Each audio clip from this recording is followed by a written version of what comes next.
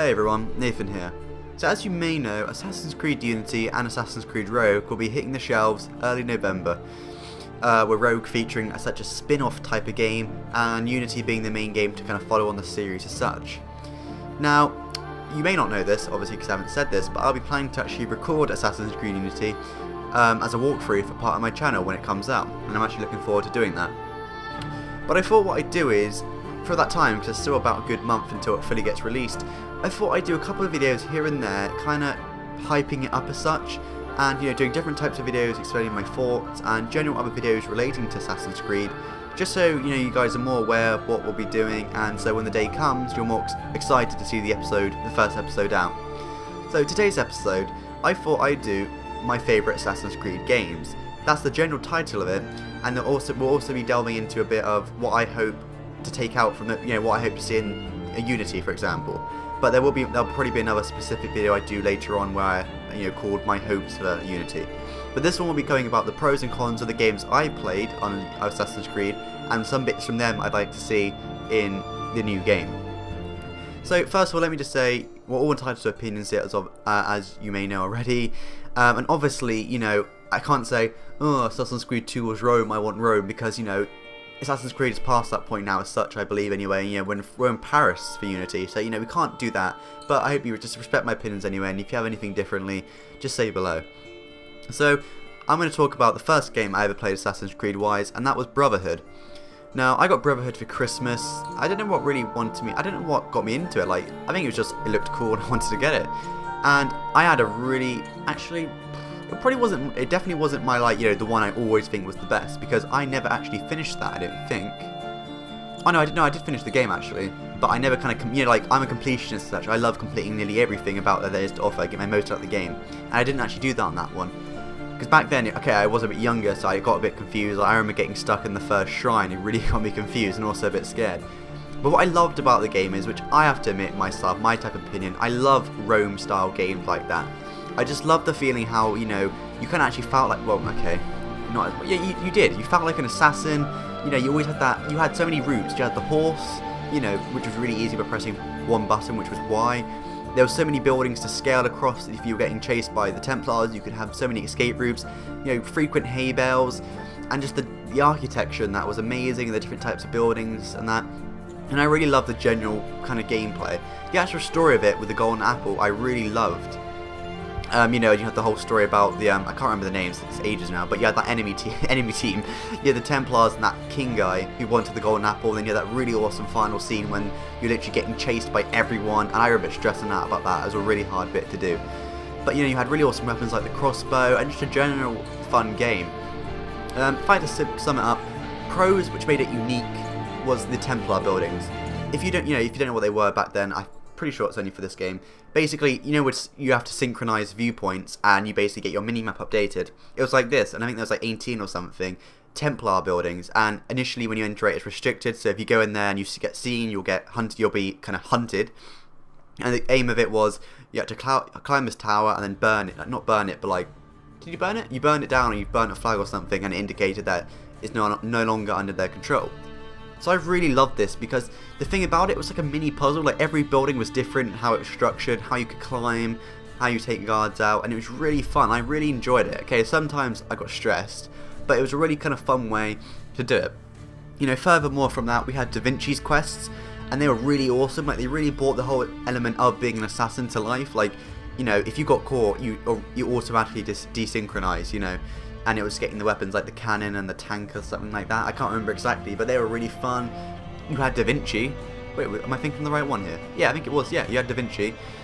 Wait, was that Revelations? I'm getting confused now. I think it was. No, that was Assassin's Creed Brotherhood.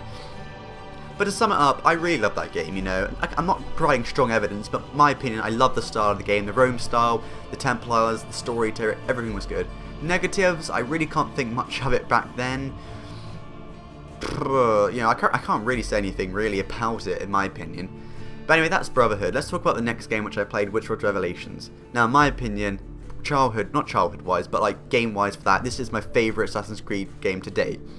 I just loved it because you could, in two sequences, you went to that island place. I can't remember, but it had that sense of diversity. You're going to somewhere different, which was just really fun and creative, you know.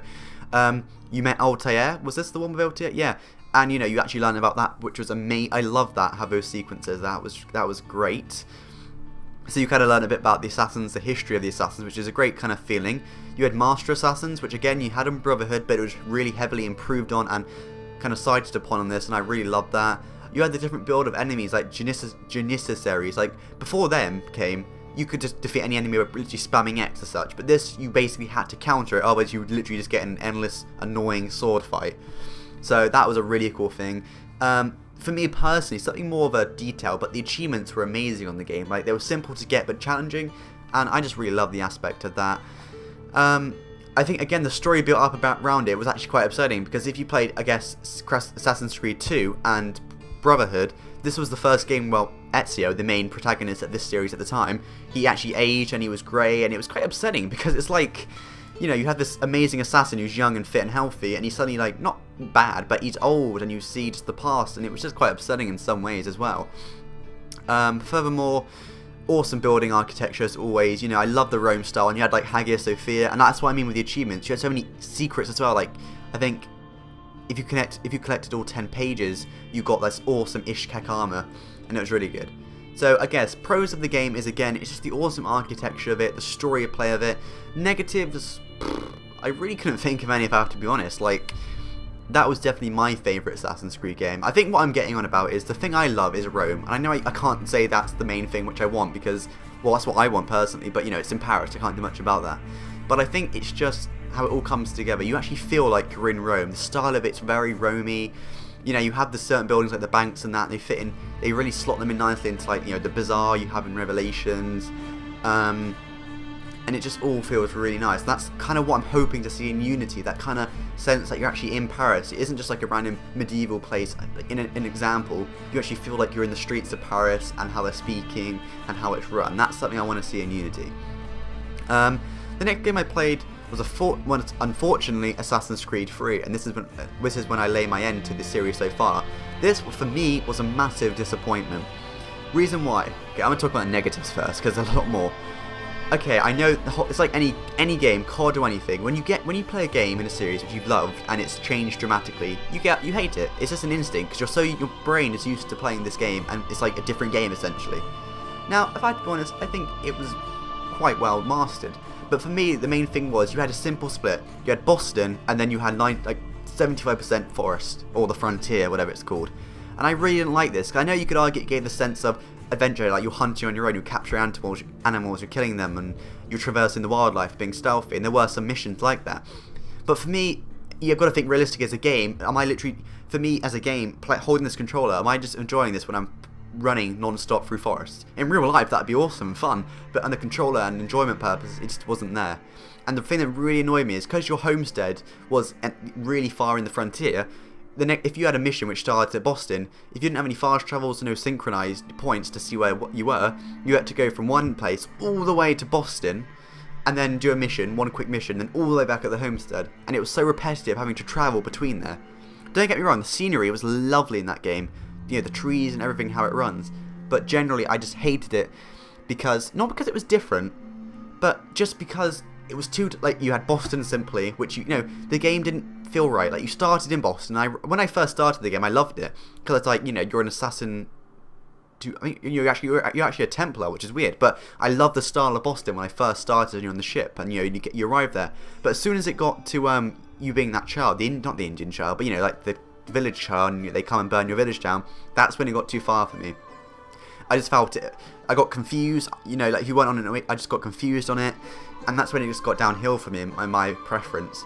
Pros of it, as I said, it is so unique, and that's what it should be commended on. You know, people hate on it, but it's like people hate on Black Ops 2 from this day and COD Ghost, because they say one of those two games is the one which ruined it. I say more COD Ghost.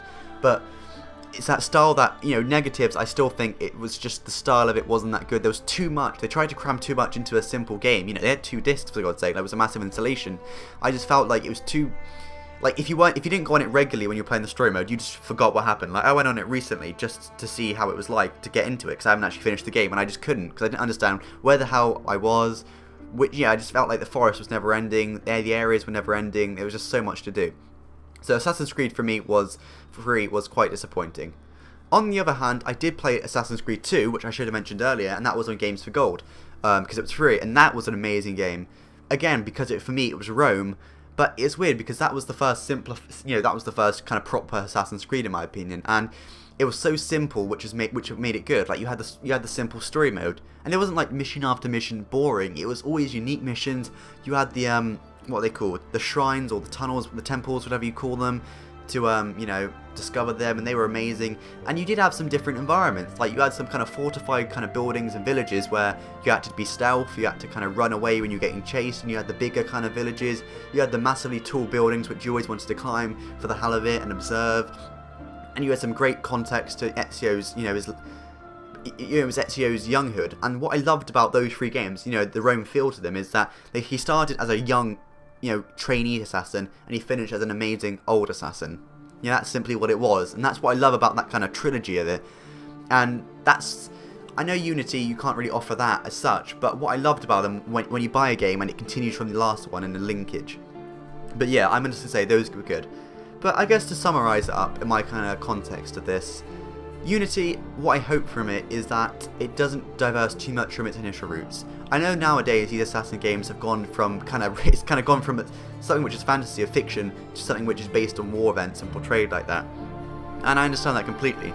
But what I hope to see from Unity is that they always keep those key roots there, and they don't suddenly just expand to a massive map, because that's what games are doing nowadays. Just because you have next gen doesn't mean you can just do that. Like Battlefield 4, I was thinking of buying it for PC and doing some commentaries over it. But people say that, it's 3 stars on Amazon. I'm not saying that's bad, but like, people say the maps are too big, they're just confusing now. And I always thought Battlefield generally was massive, and it is.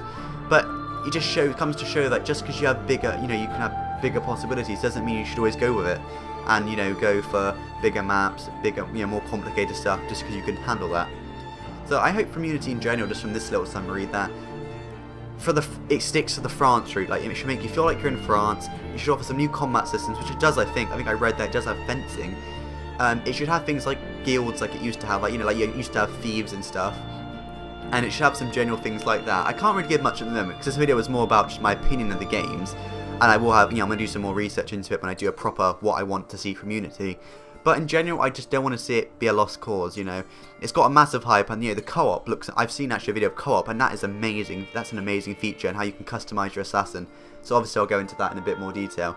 But that's it for today's video. Well, not today's, but like this video about my favourite Assassin's Creed games. It's been a bit more of a general commentary, but I just wanted to just talk about my thoughts to you guys, and let me know in the comments what your favourite game was and why. Was it the type of theme of it? Was it just the combat? Not the combat, like was it the feel? Was it the story perhaps? Because all these games are so highly delved into a hidden story, like from real life and Assassin's life. So let me know in the comments if you're about that, and I'll see you guys in the next video I do. So thanks so much for watching, and see you guys later. Goodbye.